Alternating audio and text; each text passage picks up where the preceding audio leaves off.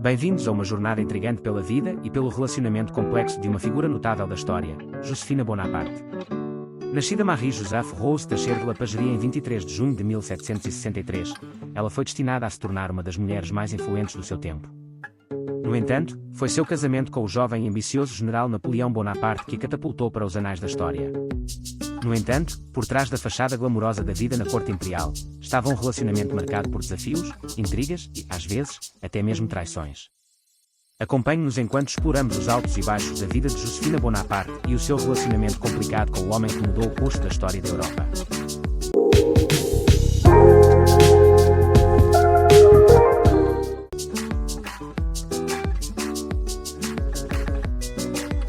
Marie-Joseph Rose de Tacher de la Pagerie, conhecida como Rose, nasceu em 23 de junho de 1763, na plantação dos Bailettes, localizada na ilha francesa de Martinica. Como a filha mais velha de uma família nobre, Rose foi enviada ao convento de Ames-la-Providence aos 10 anos, com o objetivo de receber uma educação adequada para se casar e resolver os problemas financeiros de sua família. Aos 16 anos, Rose casou-se com Alexandre de Beauharnais, de 19 anos, em 13 de dezembro de 1779, em Noisy-le-Grand, nos arredores de Paris. O casal se estabeleceu nos subúrbios de Paris e teve dois filhos, Eugène, nascido em 1781, e Hortense, nascida em 1783.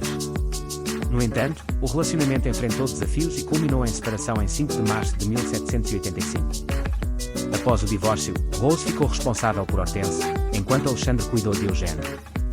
Diante de dificuldades financeiras, Rose retornou com sua filha à Martinica, permanecendo lá por 2 anos, conforme relatado pelo site da Fondation Napoleon.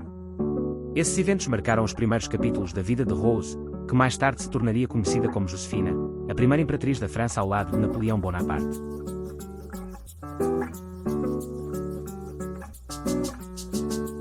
A Revolução Francesa teve início em Paris em 1789, mas suas consequências se fizeram sentir na Martinica em 1790, quando Marie-Joseph Rose de Tacher de la Pagerie retornou a Paris com sua filha. Ao chegar na capital francesa, ela se reconciliou com seu marido, que em 1791 atuava como presidente da Assembleia Constituinte do governo francês. Rose buscou restabelecer a relação com Alexandre, visando ganhar influência e cultivar conexões políticas.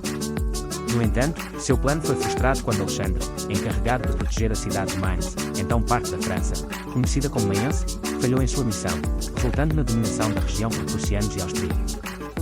Apesar de renunciar ao cargo, Alexandre foi preso em janeiro de 1794 e executado em 23 de julho de 1794. Rose, também detida por conspiração política, escapou da guilhotina devido à queda de Maximilien Robespierre em 28 de julho. Esses eventos marcaram um período tumultuado na vida de Rose durante os anos turbulentos da Revolução Francesa.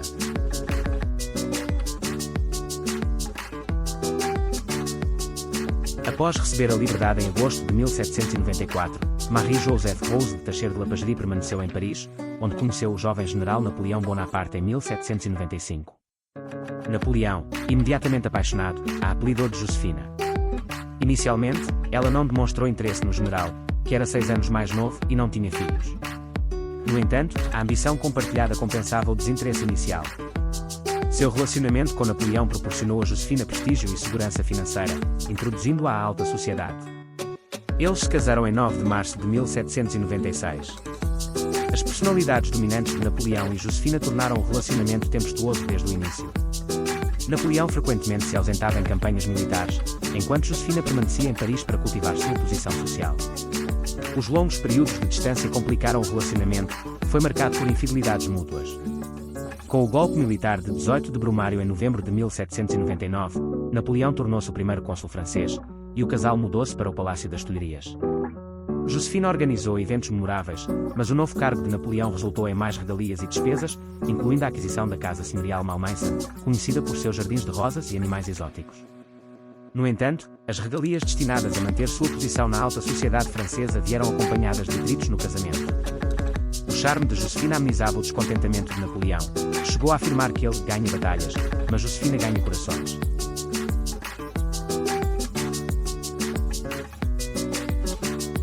Apesar dos encantos de Josefina, ela não conseguiu conquistar o favor da família de Napoleão, mantendo uma rivalidade aberta com eles. Nem mesmo as tentativas do general, como a adoção do enteado Eugène e o casamento de sua enteada Hortense com seu irmão, Luís Bonaparte, foram suficientes para apaziguar as tensões. Em defesa de sua esposa, Napoleão tomou medidas como fazer com que suas irmãs carregassem o vestido de Josefina durante a cerimônia de consagração e coroação de 1804. Além disso, ele insistiu que Josefina fosse chamada de imperatriz. Entretanto, é crucial destacar que uma das principais causas de atrito entre os Bonaparte e Josefina era a ausência de herdeiros, algo que o agora imperador também enfatizava. Josefina buscou tratamento para sua infertilidade, mas não obteve sucesso, agravando ainda mais as tensões familiares.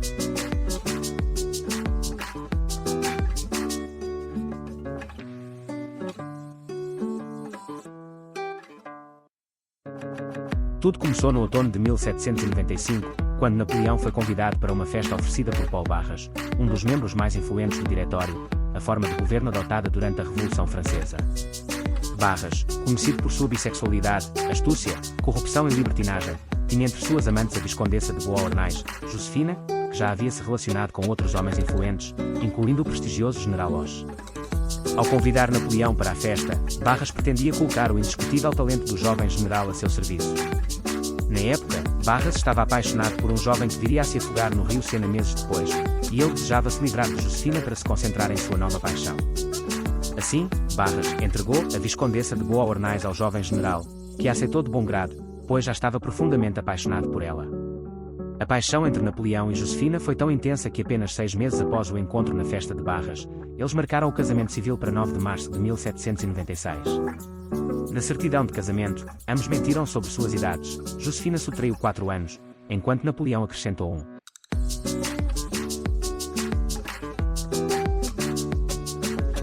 Poucos dias após o casamento, Napoleão partiu para a Itália. Profundamente apaixonado, ele escrevia diariamente para Josefina, às vezes até 2 vezes por dia, enchendo suas cartas com declarações extasiadas de amor. No entanto, Josefina logo retomou sua vida social agitada e continuou a ter amantes, embora em suas cartas ao marido fingisse sentir muitas saudades dele para justificar que não ia à Itália para fazer companhia, como ele pediu. Josefina inventou uma gravidez e um aborto, enquanto continuava a caçar garanhões famintos nas festas de Barras, explica Roca Ferrer. Para controlá-la, Bonaparte enviou um de seus oficiais, Marat, seu futuro cunhado, a Paris com a ordem de zelar pelo bem-estar de sua esposa. Atendendo às exigências de Barras, Josefina foi à Itália para impedir que o general deixasse o exército e voltasse à França. Mesmo assim, ela foi acompanhada por um de seus favoritos, um jovem oficial chamado Hippolyte Charles. Depois que o trabalho na Itália acabou, os dois voltaram para Paris. No entanto, quando uma nova campanha no Egito começou e Napoleão precisou marchar novamente, desta vez para a terra dos faraós, ela voltou aos seus velhos hábitos, envolvendo-se novamente com seu amado Charles. Desta vez, a separação durou 13 meses. Em julho de 1798, enquanto se dirigiam ao Cairo sob um sol escaldante, seu amigo e agora brigadeiro Junot revelou a Bonaparte as infidelidades públicas de sua amada e falou sobre Charles. Bourrienne, o secretário particular de Napoleão, descreveu a reação do general como devastadora, empalidecendo e reagindo com fúria. A notícia das infidelidades de Josefina destruiu de uma vez por todas a paixão que Bonaparte sentia por ela. Além disso, descobriu-se que Josefina estava envolvida em negócios duvidosos, como vender sapatos em péssimo estado para o exército e fornecer comida de má qualidade aos soldados, arriscando suas vidas e a do próprio marido em troca de lucro.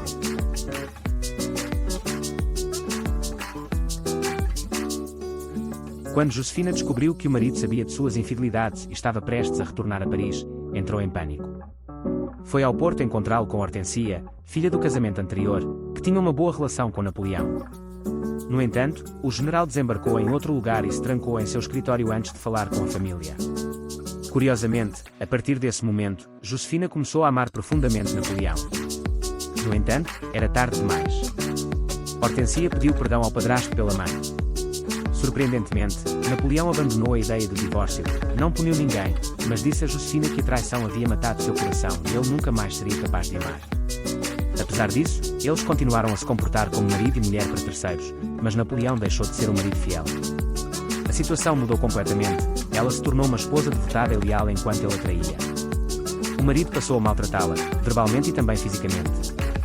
Há testemunhos que revelam como pelo menos uma vez ele bateu nela, informa Caso. O casal dormia em quartos separados, embora ele visitasse Josefina algumas noites quando tinha insônia e precisava suar, segundo as memórias de Madame de Rémusat. Quando Napoleão se tornou imperador dos franceses em dezembro de 1805, ele coroou Josefina como imperatriz na presença do Papa.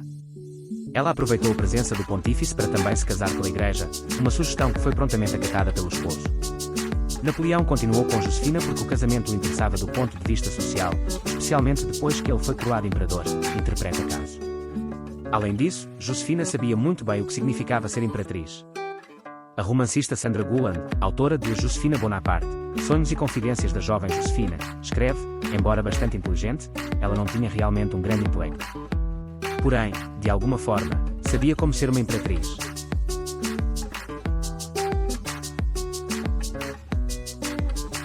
Napoleão desejava um herdeiro, mas Josefina nunca lhe deu um. Em 14 de dezembro de 1809, ele se divorciou dela, encerrando um relacionamento já completamente desgastado. A separação ocorreu, em parte, devido ao desejo de Napoleão por um herdeiro e ao estado exausto da relação. Mesmo após o divórcio, Napoleão concedeu a Josefina o título de imperatriz e boas condições de vida, mostrando algum respeito por sua posição imperial, talvez, um certo afeto final.